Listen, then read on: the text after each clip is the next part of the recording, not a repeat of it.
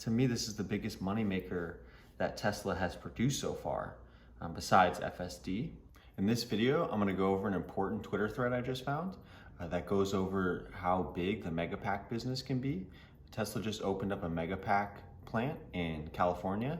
If you don't know what a Tesla Megapack is, I'm gonna give you a quick description. Tesla Megapacks are large-scale battery systems designed to use utility-scale energy storage applications. They are made up of lithium-ion battery cells and are intended to be used in conjunction with renewable energy sources, such as solar panels and wind turbines, to store excess energy for later use.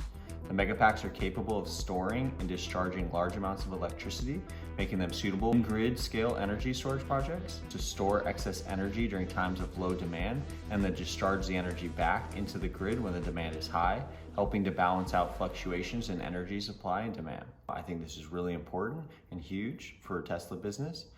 Elon has already talked about how the energy side of the business can be as big, if not bigger, than the automotive side of the business. So this is just insane potential.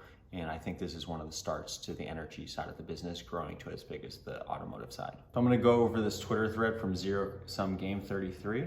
For the trailing 12 months, ending in Q3 of 2022, Tesla's energy business was roughly 5% of Tesla's revenue and has generated an underwhelming gross profit of 0. Many analysts on Wall Street overlook its potential, rightfully so, given its subscale operation yielding very poor unit economics, thus being not sufficient enough to drive Tesla's earning power. However, I like a few other very smart Tesla believers believe we're right on the cusp of a radical sea of change in earnings power from the woefully ignored energy business, given the parabolic ramp up of next-gen Megapacks XL, hereinafter referred to MPs, and the Lathrop, California Megafactory, which broke ground last September, and within a year's time has just become fully operational. So yeah, this is just a great thread going over some details. It gives a great insight to how valuable and how the energy business for Tesla can grow to just as big, if not bigger, than the automotive sector of the business. Prior to Lathrop, Tesla produced smaller format Megapacks in Nevada. These are being phased out now. Lathrop began pumping out larger format Megapacks in late September, early October at the trail end of Q3 in 2022, which failed to materialize into Q3 earnings. For Q4 is set up for a material earnings from Lathrop and will 100% flow through to Tesla's earnings by Q1 of 2023. By year-end 2023, Tesla will have deployed 46 gigawatt hours of capacity, equivalent to an 8 times increase in gigawatt hour deployment over the trailing 12 months. As you can see in the charts here, 63 gigawatt hours deployed. By far, it's 8 times more than normal. And then this is the approximate gross profit, which you'll see the chart below. This goes over a couple numbers. Production week, they make 25 per day. That equals 175 per week. That equals 9,100 per year. Megawatt hours per unit is 3.91. Annualized gigawatt hours equals 35. The total capacity is about 40%. So that means it's running at about 90%, 89% current rate utilization. Max capacity units around 10,200. Earliest delivery date 9/30/2024. Total wait time 650 days. So the current production day, 25, current backlog units, 16,250. So what are the unit economics at scale? You can buy a single Megapack for 2.1 million or 100 Megapacks for 1.8 million each. A 20% volume discount. Using reasonable estimates of order between single 10, 50, and 100 Megapacks that disclose ASPs, I estimate current backlog is worth 32 billion in revenue. This to me is just unbelievable. At 25 Megapacks per day, these Megapack plants are basically money printers. 25 a day times 2 million per Megapack is 50 million per day produced. You multiply that out for the year, it's close to around 10,000 units for the year. 10,000 times the 2 million equals 20 billion in revenue. So the cost of this that we're gonna go over in a second is, I think it was around 200 million to produce this, to print 20 billion in revenue for the year. That's just a straight money printer. I think they should start coming out with more Megapack factories. Okay. What is the cost profile of a Megapack? Well, nobody really knows, and nobody really has given it any thought until now. There are several key pieces one must figure out to get an idea of the profit margin of a Megapack at capacity, starting with lithium iron phosphate, which costs $150 per kilowatt hour, $120 in China. Each Megapack has 3.91 megawatt hours of capacity. So 16,000 current backlog units will cost Tesla around $9.5 billion in lithium iron phosphate. Let's take a look at that. So price per kilowatt hour, lithium iron phosphate is $150 times the megawatt hours units, 3.91. Lithium iron phosphate cost per unit is about $586,000. The Megapack backlog unit, 16,000. Total lithium ion phosphate is $9 billion in cost. Next, we need inverters to charge the batteries. According to Megapack's design specs online, each Megapack uses 910 kVA of electricity. Simply convert kVA into megawatts. According to the industry data, it takes about 100 inverters per megawatt, and the average cost of a standard inverter is 1K. So the current backlog unit will cost Tesla $5.8 billion in inverters. Let's look at the chart. So an inverter kVA per Megapack, $910. Convert to the megawatt conversion, inverter Megapack, inverters 0.9, so on. The cost goes down. You can read these numbers, goes to about $6 billion in cost for the inverters. Next, although not as significant as lithium iron phosphate or inverters, we need to figure out how much it costs for thermal systems to heat and cool the Megapacks. In addition to main electrical breakers and the cost of inclusion, the thermal cooling and heating system costs $25K, an AC breaker costs $7K, an enclosure costs $2K, and the communication software costs $1.5K. So in totality, current backlog units will cost about $500 million in equipment and software. Let's look at the chart. And this just goes a little bit over the numbers where he got the $500 million in cost. So next, we need to find out how much it's going to cost Tesla to ship these Megapacks to customers. According to Megapack specs, each Megapack is around 84,000 pounds. Convert this into kg. The current spot prices for freight shipping via ocean and ships cost anywhere from $2 to $4 per kg. Assume 3 is the average. So current backlog will cost Tesla $2 billion in shipping.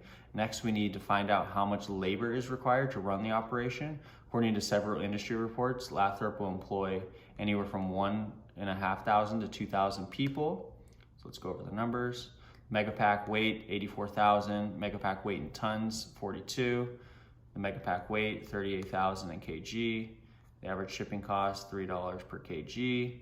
So it costs around $2 billion for the cost of shipping. Next, assume 2,000 people are employed, earning 100,000 per year. Thus, it will cost $200 million in labor salaries. So in totality, most of Megapack's direct costs of goods include lithium iron phosphate, inverters, thermal system, AC breakers, enclosure, software, shipping, and labor. Let's look at this, current employees, okay, 200 million. Here's the fun part. We can consolidate the numbers now on 16,000 backlog of Megapacks. I estimate 32 billion in revenue and 18 billion in cost of goods sold. But wait, this is all before renewable energy tax credits from the Inflation Reduction Act, which takes place in January 1st, 2023. So let's look at the revenue. So 32 billion in revenue from the Megapack sales. And these are the costs, lithium, the inverters, shipping, labor. Total cost of goods sold equals 17.9. But then we have to look at the tax credits that you get from the Inflation Reduction Act. So according to the Inflation Reduction Act, Tesla stands to receive $35 per kilowatt produced, 10% credit towards minerals into battery cell production, and $10 per battery module, of which each Megapack has 17. So 1.8 billion in tax credits from 16K backlog units, which effectively reduces the total cost of goods sold by 10%. So after tax credits, I estimate total gross profit close to 16 billion on the 16,000 Megapack units in backlog. This works out to a 49% gross margin from selling Megapacks at scale, given Tesla's net operating losses will be fully utilized this year to offset cash. So after tax credits, an estimated gross profit of 16 billion, that's 49% gross profit. Are you kidding me? These are straight money printers. This is the 16 billion goes back starting like now all the way to 2024, but per year doing around 20 billion and then at close to 50% profits, 10 billion in gross profits per year per Megapack plant.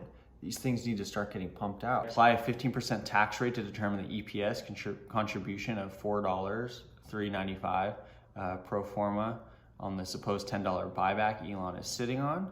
So even after taxes and the Inflation Reduction Act included, you have 49% adjusted gross margin, and the net income comes out to about 13.4, which if you calculate that 13.4 divided by the 32 billion comes out to a 40% net income, which is some of the highest in the entire industry.